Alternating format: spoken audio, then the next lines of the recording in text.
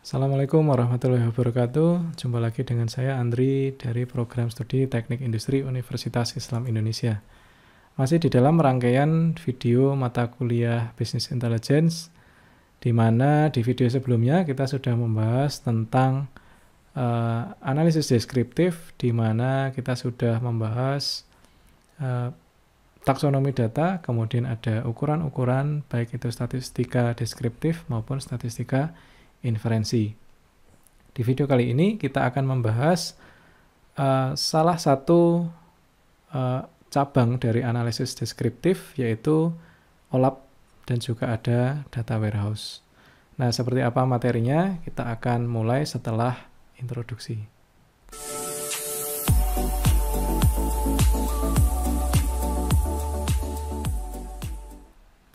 Baik, ini adalah materi untuk pertemuan ke-5 pada mata kuliah Business Intelligence.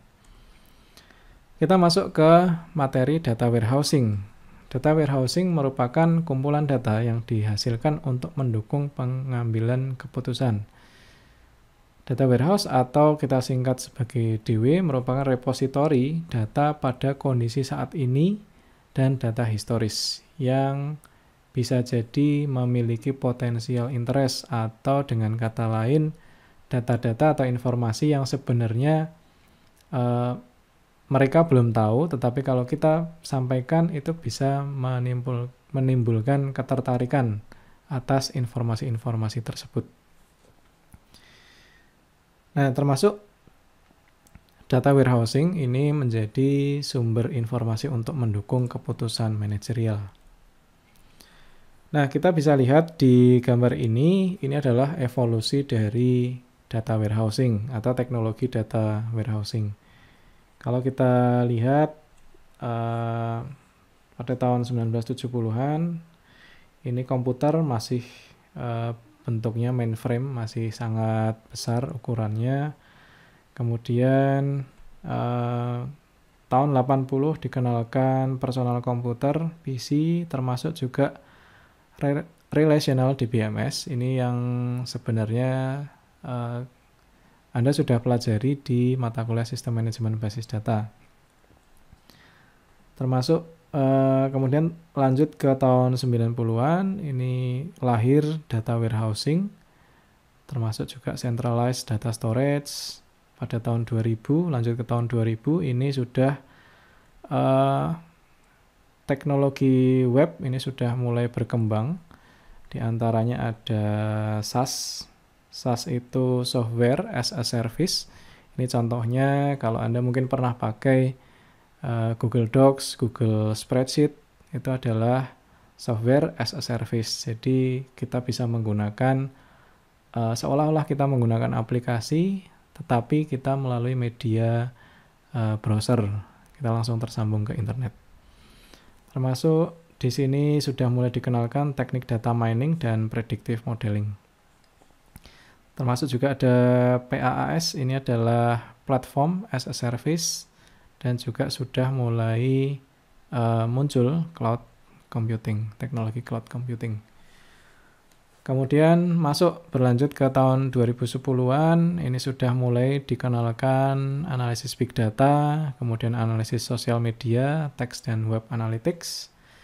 Kemudian Hadoop, MapReduce, dan NoSQL, ini adalah teknologi database yang memungkinkan kita untuk bisa menyimpan data dalam jumlah besar dengan variansi yang besar dan kecepatan yang tinggi, atau dengan kata lain memungkinkan kita untuk bisa mengelola big data.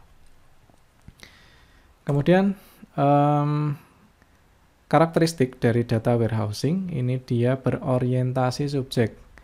Artinya di dalam data warehousing nanti data bisa diatur sedemikian rupa tergantung pada subjeknya atau orang yang nanti akan mengambil keputusan atas data tersebut atau dari sudut pandang organisasi. Ini berbeda dari data yang dikelola dengan berorientasi objek. Misalnya data dikelola berdasarkan jenis produk yang ada. Jadi cakupannya itu dia hanya melihat aspek yang kecil.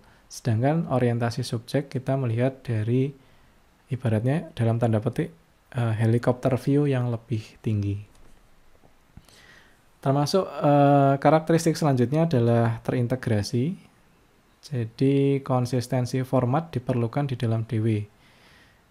Termasuk pencegahan konflik penamaan dan perbedaan antar unit ukuran. Jadi misalnya sebuah kode barang itu dikodekan dalam 6 karakter. Nah, itu campuran misalnya antara alfabet dengan numerik. Nah, apabila pengkodean tersebut tidak bisa dipahami oleh unit yang lain, maka itu akan menimbulkan tidak terbentuknya integrasi tadi, sehingga antar unit di dalam sebuah organisasi perlu diseragamkan pengetahuannya tentang salah satunya adalah pengkodean maupun penamaan termasuk unit ukuran yang digunakan. Apabila misalnya menggunakan inci, maka semua unit yang ada di organisasi tersebut sebaiknya menggunakan unit yang sama. Kemudian nilai bervariasi berdasarkan waktu. Nah, biasanya nanti yang disimpan di dalam data warehouse adalah data yang berbentuk time series. Nah, data warehouse menyimpan data historis yang kemudian digunakan untuk mendeteksi tren, deviasi, dan korelasi yang bermanfaat untuk peramalan dan perbandingan. Kemudian karakteristik selanjutnya adalah tidak mudah berubah. Nah, atau involatile, di mana apabila data itu sudah terlanjur masuk ke dalam data warehouse, maka data tersebut tidak bisa diupdate, tidak bisa diedit.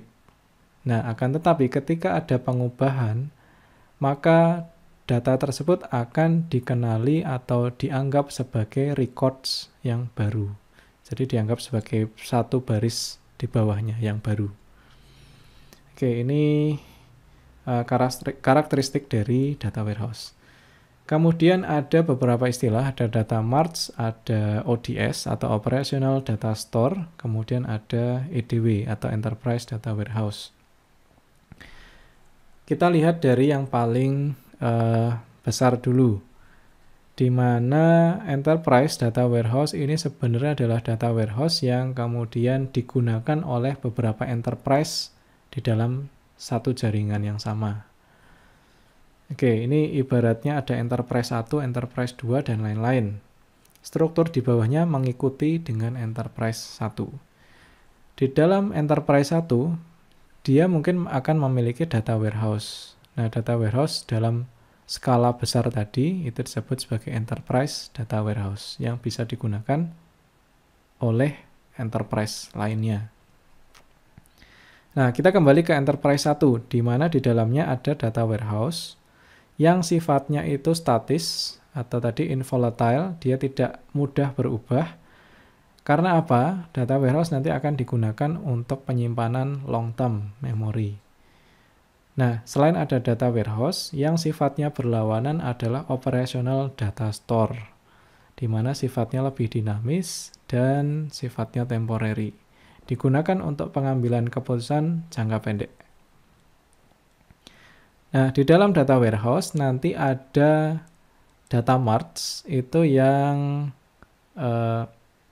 merupakan data warehouse atau subset dari data warehouse yang menangani operasi-operasi atau unit-unit yang berada di bawahnya. Atau unit-unit dengan spesialisasi tertentu, misalnya data marts khusus untuk marketing, khusus untuk finance, khusus untuk operasi, maupun khusus untuk unit-unit yang lain. Nah, kalau kita gambarkan secara keseluruhannya, bagaimana dari data source kemudian kita bisa bawa itu ke dalam data visualisasi atau visualisasi data. Kita lihat di sini data source bisa diambil dari ERP, kemudian dari sumber-sumber lain, dari data eksternal juga ada, kemudian dari OLTP.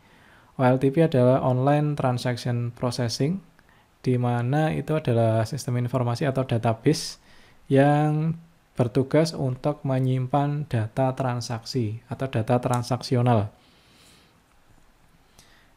Kemudian kita masuk ke setelah sumber data kita dapatkan, maka langkah selanjutnya adalah langkah ETL atau extract, transform, dan load. Meskipun sebenarnya kalau kita jabarkan ada 5.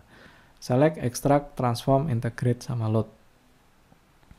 Kemudian setelah kita sesuaikan, jadi ibaratnya proses ETL ini adalah proses transformasi atau proses penyesuaian data-data yang dari berbagai sumber yang mungkin formatnya beda-beda, tidak konsisten, strukturnya beda-beda, atau unit pengukuran atau misalnya satuan tadi ya, satuannya berbeda-beda.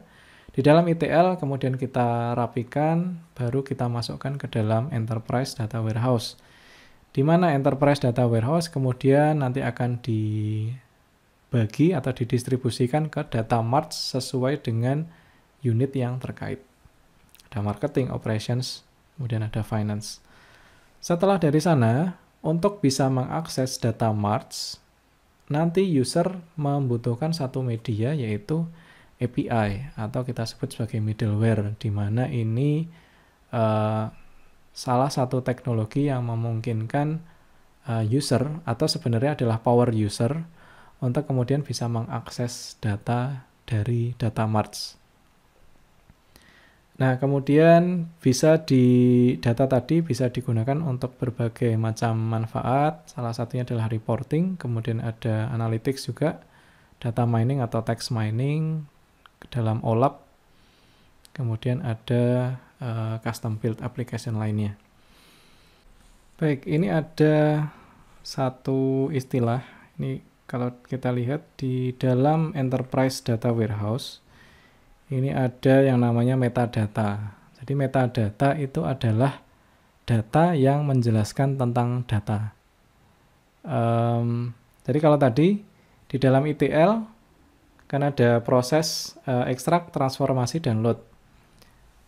Nah, dari proses ETL tadi kan inputannya adalah data yang mungkin format atau strukturnya beda-beda, aturan penghitungannya beda-beda, pengolahannya beda-beda. Dari ETL kita coba konsistenkan, kemudian di dalam metadata. Nah, di dalam metadata itu nanti isinya adalah informasi tentang data-data tadi. Apakah, kalau misalkan nanti ketemu data ini, penghitungannya seperti apa, atau pengolahan selanjutnya seperti apa. Atau misalkan, sebagai contoh, kode barang itu ada 6 digit, gabungan dari alfabet dan numerik. Misalnya di dalam metadata berisi informasi 3 digit atau 3 karakter pertama itu menunjukkan kode posnya atau kode stasiun kerjanya dan seterusnya. Nah, itu adalah istilah metadata di dalam Enterprise Data Warehouse. Nah, biasanya metadata ini mungkin bisa berbentuk XML atau JSON yang ya tadi ya, memberi informasi tentang data atau data yang menjelaskan tentang data. Oke, kemudian kita masuk ke dimensional modeling, di mana ini adalah jadi ketika data itu sudah masuk di dalam warehouse, nanti akan kita atau selalu didesain mengikuti konsep dimensional modeling, yang merupakan konsep sistem data retrieval yang mendukung akses query dalam volume yang besar. Nah, untuk itu data warehouse perlu dirancang sedemikian rupa sehingga tidak hanya menampung tetapi juga meningkatkan pemrosesan query multidimensi yang kompleks. Nah, ini biasanya dalam bentuk skema bintang maupun skema salju, star scheme atau snowflake skema. Oke, ini ilustrasinya. Ini kurang lebih Anda mungkin sudah dapat gambarannya ketika Anda merancang query di dalam Microsoft Access. Anda gabungkan antara foreign key dari tabel satu ke tabel yang lain. Konsepnya sama karena ini sebenarnya adalah skema untuk bisa mendukung query. dalam jumlah besar dan dalam jumlah yang cepat. Baik, kita kembali ke pembahasan Business Analytics. Salah satu cabangnya adalah deskriptif, di mana di video sebelumnya kita sudah membahas tentang statistika deskriptif. Maka di sini sebagai lanjutan dari data warehouse, kita perlu membahas yang namanya OLAP. OLAP atau kepanjangannya adalah Online Analytical Processing, merupakan teknik analisis data warehouse yang paling umum digunakan dan semakin populer seiring dengan peningkatan volume data dan semakin pentingnya bisnis analisis berbasis data. Oke, ini gambarannya OLAP itu biasanya nanti dalam bentuk kubus. Oke, jadi nanti kita akan temukan dari 3 variabel yang berbeda, produk, ini contohnya adalah produk, geografi, dan waktu, quarter 1, quarter 2, dan seterusnya. Nah, apa yang disebut sebagai kubus OLAP atau OLAP cube?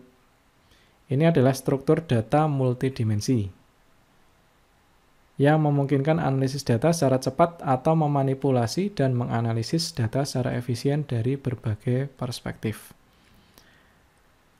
Nah, ini OLAP itu muncul sebagai jawaban atas kelemahan dari database relasional yang tidak cocok untuk analisis data dalam jumlah besar secara bersamaan. Meskipun sebenarnya database relasional lebih cocok untuk menangani atau memanipulasi records, jadi create, update, delete. Nah, di dalam OLAP itu sendiri ada 4 operasi, slice, dice, drill down, dan roll up, dan juga ada pivot. Kita bahas setiap operasi yang ada di OLAP. Kita pertama ada slice. Ini adalah mengambil atau menampilkan subset dari array multidimensional, biasanya dalam 2 dimensi yang berkorespondensi dengan satu set nilai untuk 1 atau lebih dimensi tidak dalam subset. Jadi contohnya, ilustrasinya kita punya kubus OLAP yang mempertemukan antara 3 variabel, yaitu ada lokasi atau kota, kemudian waktu dalam satuan quarter, kemudian ada itemnya. Ibaratnya kita mau slice untuk yang data quarter pertama. Jadi kalau kita lihat kubus ini, maka kalau kita slice hanya untuk Q1, maka kita iris kubus ini hanya mengambil bagian yang paling atas. Kemudian setelah itu, maka kita dapatkan satu lembar tabel, hanya 2 dimensi, yang menghubungkan antara variabel lokasi dengan itemnya. Oke, kemudian operasi selanjutnya adalah dice. Kalau slice tadi hanya mengambil 1 lembar saja, tetapi kalau dice itu nanti operasinya adalah slice tapi dengan 2 atau lebih dimensi dari kubus data. Jadi ilustrasinya Anda bisa lihat di slide berikut. Jadi di sini kita mau ambil mobile dan modem untuk itemnya. Kemudian kita mau ambil waktu quarter 1 dan quarter 2 untuk kota Toronto dan Vancouver. Jadi nanti hasilnya itu berupa dice. Kemudian operasi selanjutnya adalah drill down. Drill down dan roll up ini sebenarnya memiliki kaitan satu sama lain. Jadi drill down itu adalah proses untuk membuat kubus OLAP itu menjadi lebih detail. Jadi misalnya kalau Anda perhatikan di ilustrasi pada gambar ini, Anda perhatikan di time-nya, di quarter ini, itu kita kalau drill down itu menjadi lebih detail. Jadi dari quarter per 3 bulan, kemudian kita jabarkan jadi lebih detail, jadi data per bulannya. Jadi kita disagregasi. Sebaliknya, proses roll up itu kita buat menjadi data yang lebih ringkas. Jadi contohnya kalau roll up di sini adalah lokasi yang tadinya kota, kita roll up menjadi negara. Kemudian ada selanjutnya adalah pivot, di mana kita ubah orientasi dimensi kubusnya. Atau kita transpose kalau di matriks. Nah, kita ubah sumbu X menjadi sumbu Y, dan sumbu Y menjadi sumbu X. Baik, ini adalah referensi yang saya gunakan untuk mata kuliah ini. Saya rasa cukup. Kita akan lanjutkan di video berikutnya yang akan membahas tentang visualisasi data, yang tentunya memegang peranan penting ketika kita ingin menyajikan sebuah laporan bisnis. Demikian apa yang bisa saya sampaikan. Lebih kurangnya mohon maaf. Wabillahi taufiq wal hidayah. Wassalamualaikum warahmatullahi wabarakatuh.